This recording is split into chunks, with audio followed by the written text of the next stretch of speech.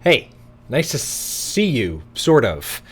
I'm Chad Littlefield. I'm the co-creator of this card deck called We Connect Cards, and they're intended to create conversations that matter. Assuming that none of you are on a mission to create conversations that don't matter, I suspect you'll love what's coming next. This video is sort of different because most videos, you like turn on YouTube or you're scrolling through fill in the blank, whatever, and the video is there for us to consume on our own, right? There's no necessarily interaction or engagement. But I'm going to invite us during this experience to break the fourth wall, which for those of you who are like theater nerds, the fourth wall is the line on the stage. It's when somebody in a play or a movie actually interacts with the audience. And so I'm going to be doing that during this time. The intention for our time is to have an experience, not just to watch a video of me talking because boring. And so let's actually just play with this element right now. So if you can, wherever you're at, just cross your arms. So cross your arms and then look down, and whatever arm is on top, I want you to flip arms. So see how that feels. I'm assuming right now that this feels a little bit odd, right? The reason that I'm inviting us to do this is what we're going to do in this experience is going to potentially stretch us outside of our comfort zone. Because have you ever noticed when you have the opportunity to meet another human being for the very first time, you ask like one of four questions, right? So like two human beings and life experiences colliding for the very first time, and you get to that moment and you're like, how are you? Where are you from? What's your major? Right? And it's so default. It's so normal. Our brains are wired to do that. It's comfortable. It's a safe way to interact and connect. I'm here to ask, what if we didn't? Let's do an experiment. What would happen if we met each other and connected, but we asked questions that went beyond this like conversation rut sort of small talk? And so in a moment, what I'm going to invite us to do is actually to stand up and grab one of these We Connect cards and pair up with somebody and have some conversations. Now I'll frame up how that looks, so like just hang out for a minute. But right now, find the person that has all these cards, or maybe you already have them. I don't know exactly where you are because I'm teleporting through cyberspace right now. But there should be somewhere in your space a leader, somebody like my hands, right? Somebody who's able to pass out cards, hand out cards. So find them because they're probably waving right now. Yeah. Like make eye contact with them, even wave back, right? You get this as an experience. We get to do stuff rather than just listen to me talk. So in a moment, but not now, when they pause the video, I'm going to invite you to grab a card if you don't already have one, pair up with somebody who you haven't met yet in the room, and ask your question on that card to them. Now, some of you are like, oh, cool, like I'm super pumped. This is great. Let's do it. And some of you are like,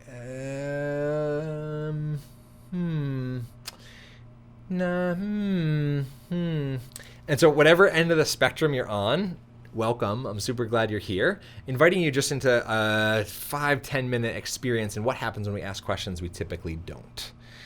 I want to infuse some choice into the types of conversations that you have. So the deck and the questions are color-coded. So purple questions encourage some level of self-reflection. Green questions tend to be fun and light. And blue questions are a little bit deeper, right? So green questions are the type that like you might ask your roommate on the first day that you meet him, right? A question like, what's one of your favorite topics of conversation, right? Not too heavy, not too intense, but an interesting question nonetheless. One that you might not have answered with that person. Purple questions encourage some level of self-reflection. They're the kind of questions that when you're asked, you might not have an immediate answer for, and you might need a few seconds to just like pause and digest that. And then blue questions are the kind of questions that drop a little bit deeper. They're bigger questions, literally bigger questions. Things like, what is one thing life is teaching you right now? And so can you imagine just like, without watching this video, without being in this experience right now, can you imagine just like sitting down next to a stranger and being like, hey, what is life teaching you right now? Stranger danger, like not something we typically do. And yet in this experience, I'm going to invite us to jump into conversations that we otherwise wouldn't have. and let the cards prompt those conversations. So let me stop talking and let some connection happen. And then in a little bit, I'll come back on and give you a lens or a pair of glasses to help shift and adjust and change your conversations to be that much more interesting, meaningful, engaging, etc. So mechanically, here's what you're going to do. If you haven't already, go grab a card and pair up with somebody you haven't met yet in the room. Now the choice comes in. You're going to ask the question on your card to that partner, right? And the choice comes in here. If you're not in a blue card kind of mood and somebody's walking with a blue card looking for a partner, you can just like duck and cover and head away, right? You get to choose what color card you pair up with in this way. So a little bit of choice in the types of conversations you have there. The other way that we have choice, and this is really important for me, is the reason I love questions so much is questions give us 100% choice and autonomy in how you answer any given question at any given time, right? So you could sit down next to me and ask, what is life? What is one thing life is teaching you right now? And I could answer honestly and say, this room is actually a little warm. I probably could have ditched the long sleeve and went with a t-shirt. And that would be true for me. I could also say, life is teaching me to be really, really present because I became a dad recently, and every single night Otto goes to sleep, he wakes up a slightly different person. And so I just don't want to miss out on who he is today. And so life is teaching me to be really present.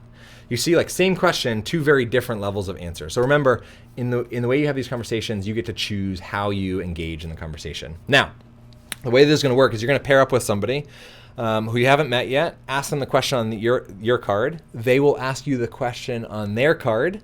And after that, you'll either keep your question or swap cards and toss your hand in the air, signaling that you're looking for a new person to pair up with.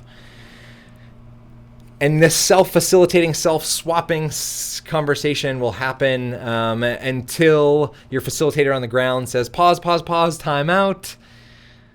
Bring it back, right? And then I'll jump on for round two. So here we go. Self-facilitate. You can be in conversations for as long or as little as you want. If you break off from your first conversation and you're looking for a new partner and you don't see one right away, it's okay. Just take a breath or two and somebody will wrap up and you'll pair up with them soon. 3, 2, 1. Let the experiment begin. Ask some questions you otherwise wouldn't.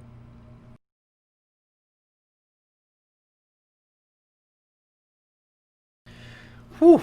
Welcome back. I hope you learned something that you otherwise, and asked a question that you otherwise never would have, and learned something really lovely about the people that you got a chance to connect with. What I'd love to do now is offer you all a pair of glasses, a lens. Well, a very tiny pair of glasses.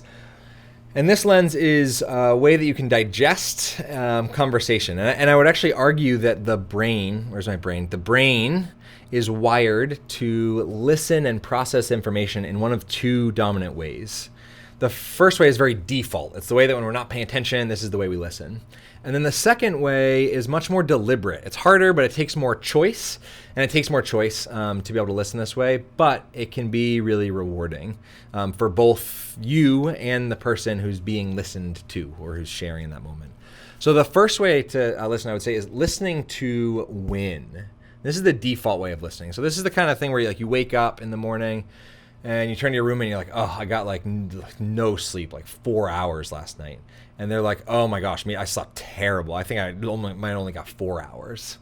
3 hours actually, maybe, right? And you have this little weird one-upping situation going on. So that's one way of listening to win.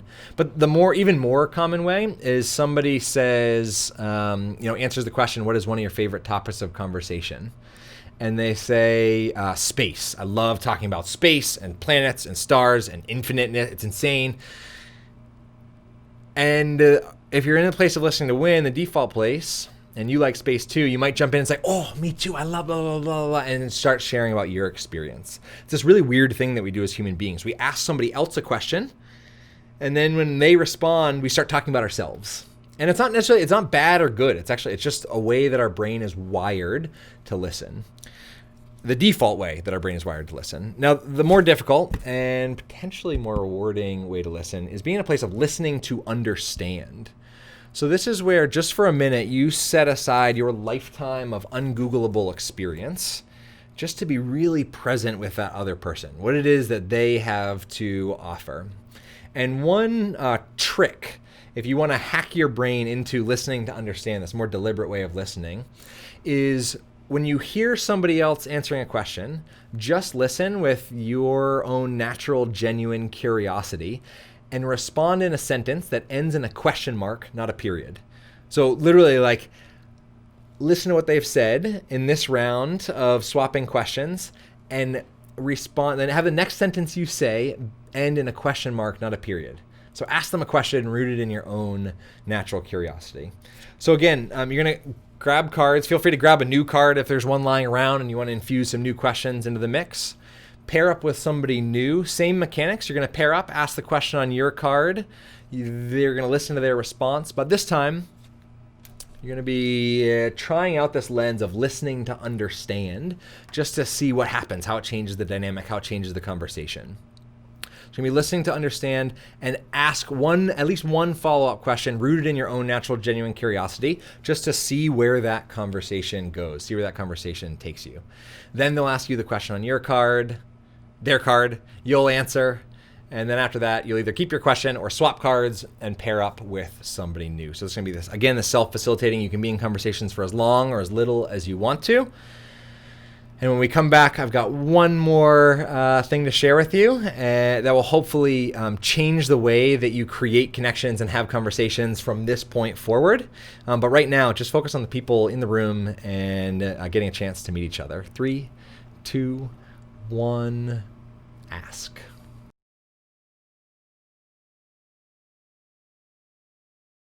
Ooh, welcome back. I hope this round with a different layer of listening was both intriguing, a bit challenging, and also kind of cool, just to notice what happens in yourself, how default it is to want to say, oh, me too, I love scuba diving, or whatever it is that's happening in the conversation. What I'd love to do now as a way to sort of unpack the experience and bring it all together is I'd love to ask you all one of my favorite questions. And, one of the things that I didn't share with you, you all have been generous enough just to kind of hang out and listen and participate and enjoy this experience. I didn't introduce myself very much. Again, I'm Chad, and I wrote this book with my co-founder, Will Wise, called Ask Powerful Questions, Create Conversations That Matter. Because I believe there's so much potential when two people get together for the very first time to connect. In fact, one of my favorite quotes on the planet is, the meeting of two personalities is like the contact of two chemical substances. If there's any reaction, both are transformed. And so I'd like to think that all of you are slightly different, nuanced, and better, more wise people after you've made these connections and had these conversations. And so what I would like to do is ask you actually my all-time favorite question. And I'm going to just pause for 5 seconds to let everybody think of their own response. And then your person on the ground will pause the video and actually popcorn out in the group some responses to this question to kind of unpack and debrief. So if you were to rewind the tape, thinking about round 1 of jumping into questions, not really knowing what's going to happen, round 2, try on this lens of listening to understand, what struck you about that conversation? Or what did you notice about that conversation? And the reason that's one of my favorite questions is it allows, if you're somebody who tends to experience the world through logic and reason, you can answer that question, what struck you, or what did you notice about those conversations? And if you tend to experience the world through emotions and feelings and stories, you can also answer that question, what struck you, or what did you notice about those conversations? So go ahead and popcorn some of that out.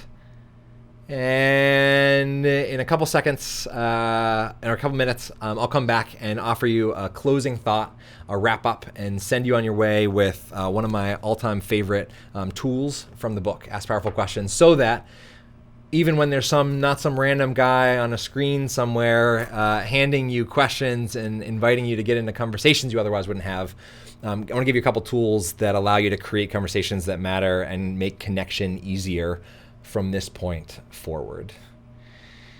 Here we go. Popcorn out some responses. What struck you or what did you notice about that conversation?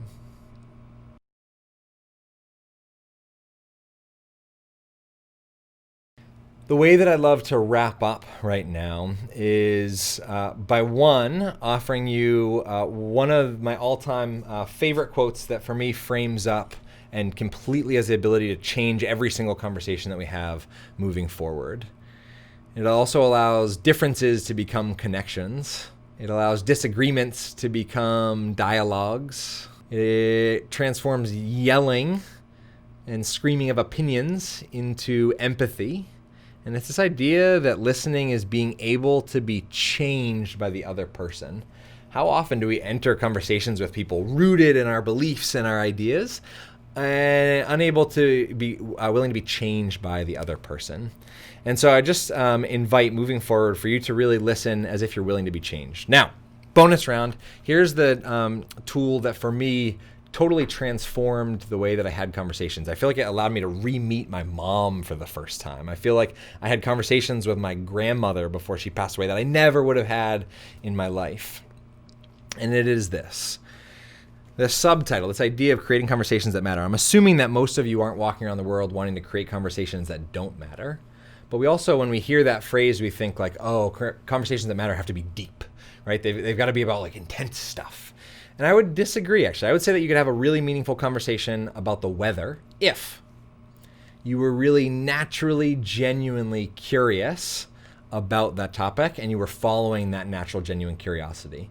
So tip number 1 is from now on, dig up and follow your natural, genuine curiosity based on what people are sharing, what you're seeing in the environment. Because when you follow that curiosity, people can sense that, and it's almost guaranteed to create a conversation that goes beyond the surface, but also feels comfortable enough because you're genuinely curious about it.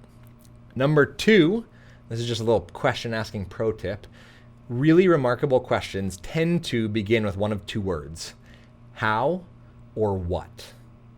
How or what. And the reason that is how or what tend to be questions that are provide or ask for open response. They're open-ended questions that ask for stories and experiences rather than like, do you like the shirt? Yes, right? Closed questions that provide only one response. So if you've ever been in a conversation that ended with like, so...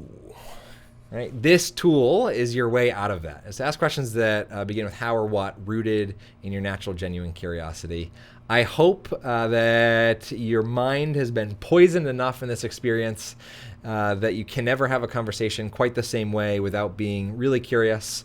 I hope that over the coming days and hours and weeks and years, you meet people that change your life and offer a new perspective on this crazy little blue marble that we're all floating around. Have an awesome day.